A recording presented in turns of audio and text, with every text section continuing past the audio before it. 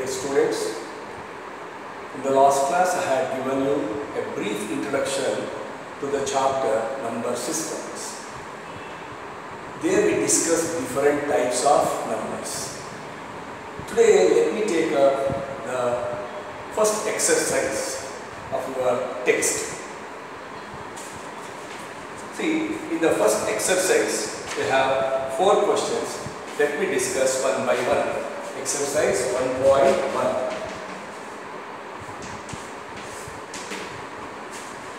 First question is 0 a rational number? Is 0 a rational number? Can you write it?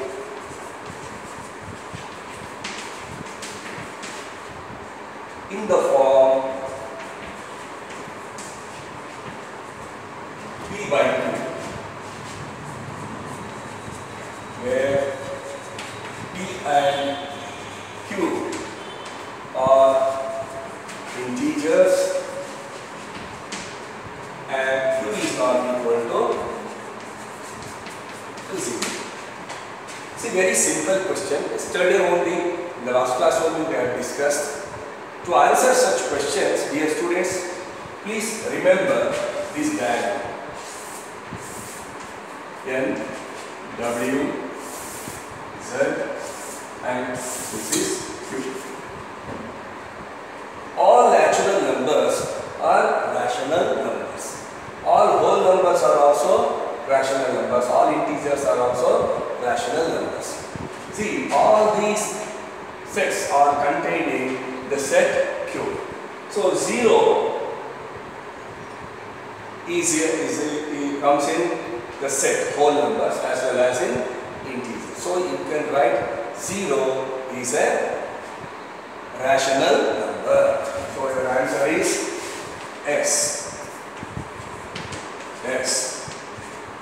0 is a rational number. All whole numbers are rational numbers. All integers are rational numbers. And 0 appears both in whole numbers and integers. And since it is a rational number, it can be written in the form of P by Q. 0 can be written as 0 by 1 or 0 by 2 or 0 by 3 or 0 by 43. 0 by anything is equal to 0. In mathematics, you can write a number in different forms, but you are not supposed to change the value. So, let me move on to the next question.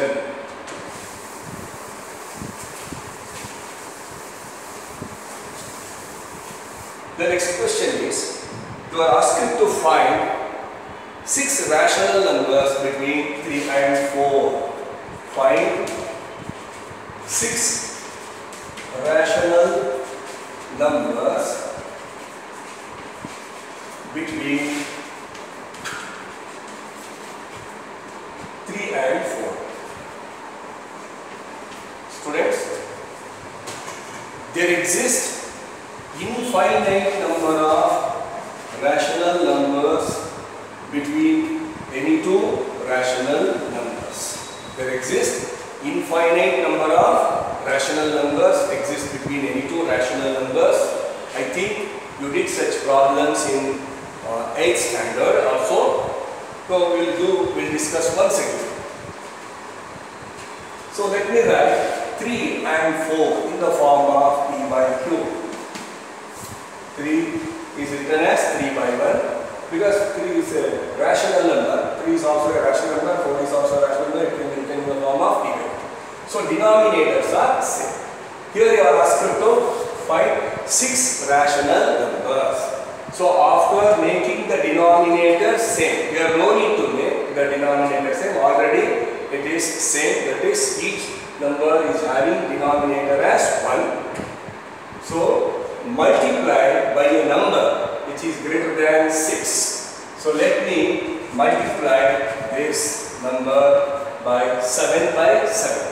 Once again, remember children, we are multiplying both numerator and denominator by 7 so that the value is not altered, because 7 by 7 is 1. If you multiply 3 by 1, you will get 3 only. Here also we have to multiply both numerator and denominator by same number, so that it becomes 21 by 7. Here it becomes 28 by 7. Now you can write the numbers between, see these numbers are 3 and 4 only. So they are written in the different form. So let me write the numbers between 21 by 7 and 28 by 7. So the numbers, the required numbers are 22 by 7, 23 by 7, 24 by 7, 25 by 7, 26 by 7, 27 by 7. How many numbers are there? 1, 2, 3, 4, 5, 6. The required numbers, 6 rational numbers which are between 3 and 4 are these numbers.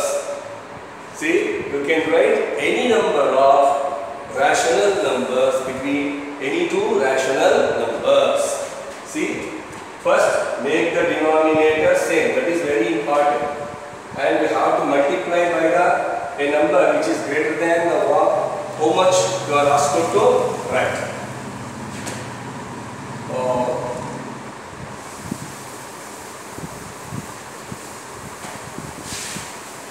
So let me do the third problem. Similar problem is given. Find 5 rational numbers between 3 by 5 and 4 by 5. Here you are asked to write 5 rational numbers between 3 by 5 and 4 by 5. Dear students, denominators are same. Once again, if they are not same, you have to make them same. That's all. See, once again, 3 by 5. How many numbers you are asked to write? You are asked to write 5 rational numbers. So let me divide this number by 6. Multiply. You have to multiply by both numerator and denominator by 6. How many numbers you are asked to write? 5. You multiply both numerator and denominator by a number more than this number. So 3 by 5 into, I multiply both numerator and denominator by 6. Here also 4 by 5 and 18 by 30, 24 by 30. Denominators must be same. So let me list out the numbers which are between 18 by 30 and 24 by 30. They are 19 by 30, 20 by 30, 21 by 30, 22 by 30, 23 by 30. See how many rational numbers we wrote? 1, 2, 3, 4, 5. You are asked to write 5 rational numbers between 3 and 3 by 5 and 4 by 5. Is it not? So remember students, you can write any number of rational numbers between given rational numbers. Okay. So the next question is the fourth one. Some statements are given. You have to write whether that statement is true or false. Once again, you have to consider this diagram and it will be easier to answer the questions. Every fourth one, every natural number,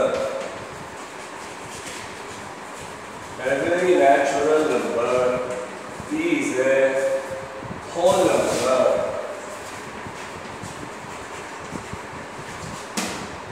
So I have to think You have to take the help of this. You can take the help of this diagram. A very natural number is a whole number. See, natural number is contained in whole number. So a very natural is a whole number, because natural numbers, the whole number is the combination of 0 and natural numbers. Natural numbers are contained in whole numbers. A very natural number is a whole number. So the answer is yes. Second one. So a very natural number is a whole number. A very natural number is an integer. A very natural number is a rational number. A very integer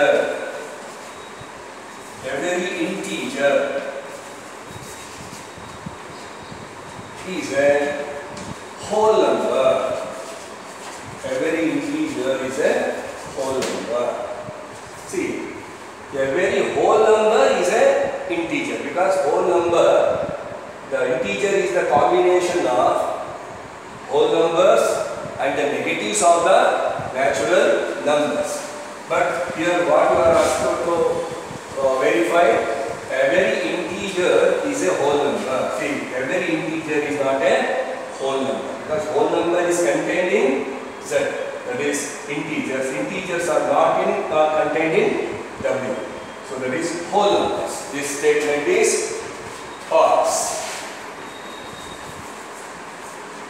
For example, a very integer. For example, let me take -2. -2 is an integer. Do you find such numbers in whole numbers? No. Therefore, a very integer is not a whole number. Let me take the third one is a very rational number. A very rational number is a whole number.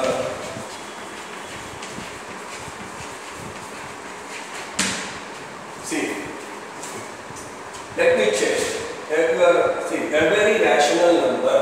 Let me take a rational number 3/4. Okay, it is a rational number. You find this number in the set of whole numbers? No. Here we have only 0 and natural numbers. We do not find such numbers in W. So you can't say that a very rational number is a whole number. But a very whole number is a rational number. Therefore, the given statement is false. So such questions they may ask in the examination.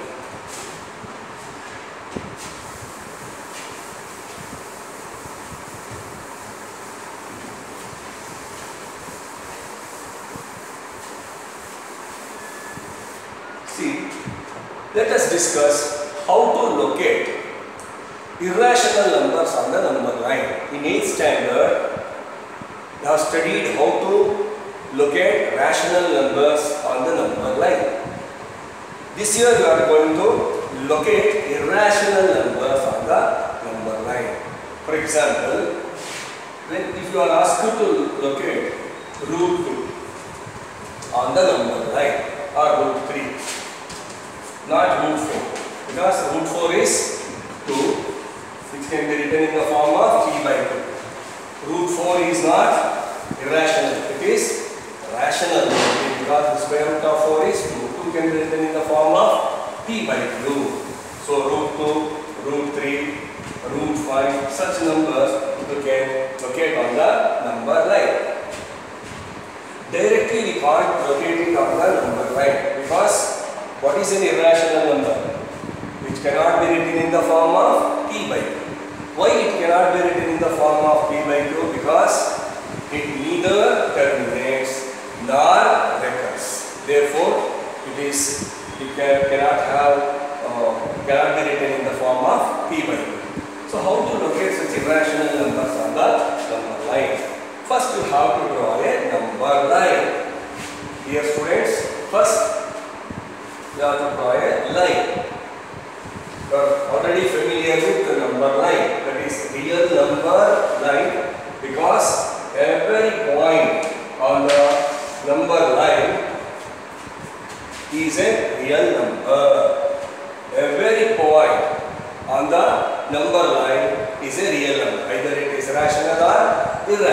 real. Therefore, you can call this one as real number line. One more thing is very important. We have to show arrow marks on either side, because the definition of line is set of infinite number of points which extends on either side endlessly, infinitely. So we have to show the arrow marks. So let me mark 0, and you have to mark equal units. Dear students, need not be 1 centimeter. So equal length, that's all. So we'll take the tip of this. Mark equal units on the number line.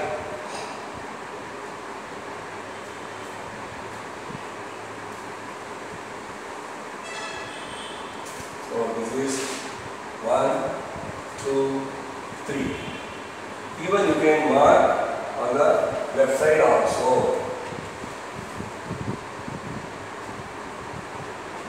-1, -2, like that.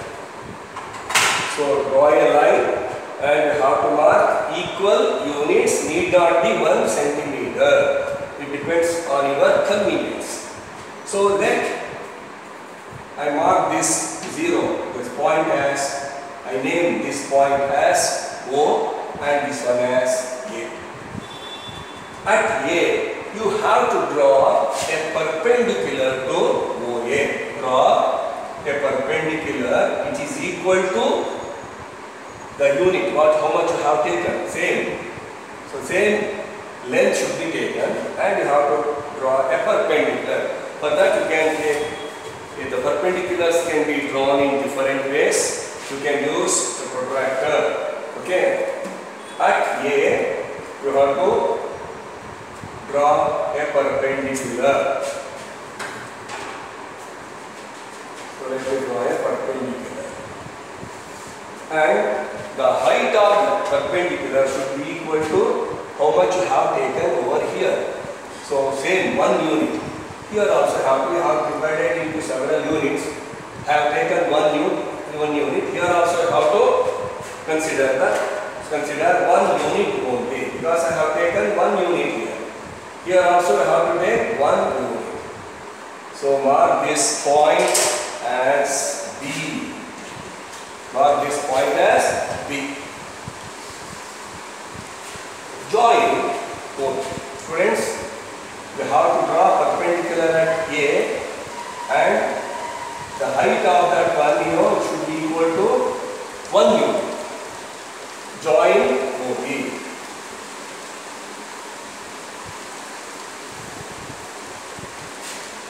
Now we have obtained a right angle triangle.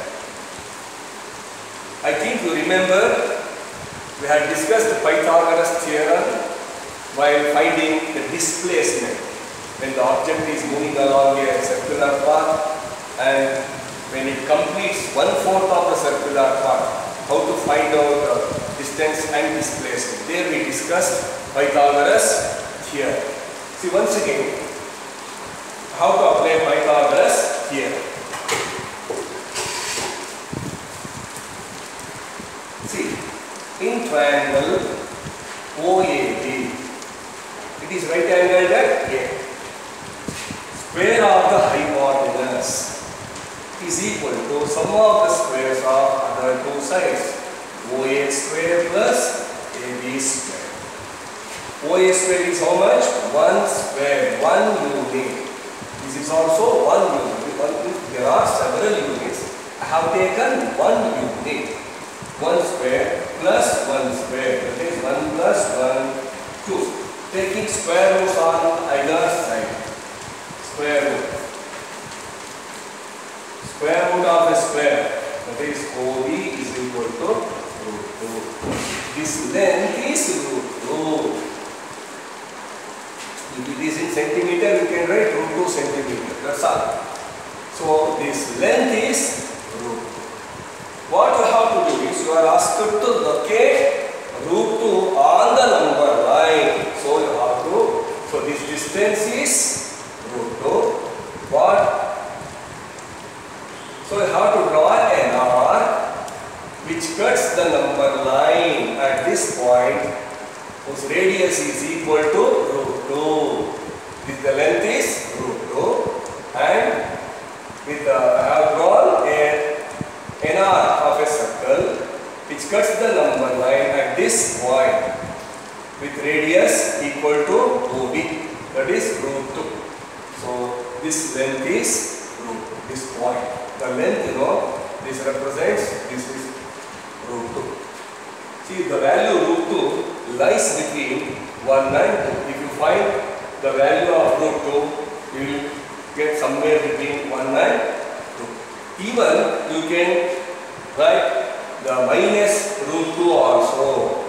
If you cut the number line with the same radius on the other side, that point represents root 2. The length is root 2 or that point represents root 2. See, here what you have to remember is you have to remember Pythagoras theorem. A question may be asked like this, dear students. A square, we have a square of length 1 centimeter. So then its diagonal, the length of the diagonal is, we are given a square of side 1 centimeter and you are asked to write the length of the diagonal. Immediately you can write root 2. If it is 2 centimeters, whatever it is, then you have to write 2 root 2. If the length is 3 centimeter, it becomes 3 root 3. And you can reverse is also possible. Did you understand? If the length is 1 centimeter, it is 1 root 2. See, 1 will get 1 root. If it is 2 it becomes 2 root. If it is 3 it becomes 3 root 3. Like that. See, if the length of the side is 3, diagonal is 3 root 3. If the length of the diagonal is given, you can easily make out the length of the side. Length of the side is, if once the length of the side is known, you can write the perimeter also. See, just by giving the diagonal, you may be asked to write the perimeter of a square. A square is given to you, the diagonal of a square is given, that's all. How to find out its perimeter, how to find out its area? If the length of the diagonal is 3 root 2. So if it is 1 root 2, if it is 2 root 2, if it is 3, it is 3 root 2. The length of the diagonal is 3 root 2, then the length of the side is 3. Once the length of the side is known, you can find the perimeter. 3 plus 3 plus 3 plus 3, that is 12 centimeter. And if you are asked to write the area side into side, 3 3s are 9 centimeters. So if diagonal is given, you can write the length of the side. If length of the side is given, you can write the diagonal, length of the diagonal. If it is 5, it is 5 root 2. If it is 5 root 2, it is 5. Okay? We will discuss how to locate root 3, root 5 in the next class. Thank you children. Have a nice day.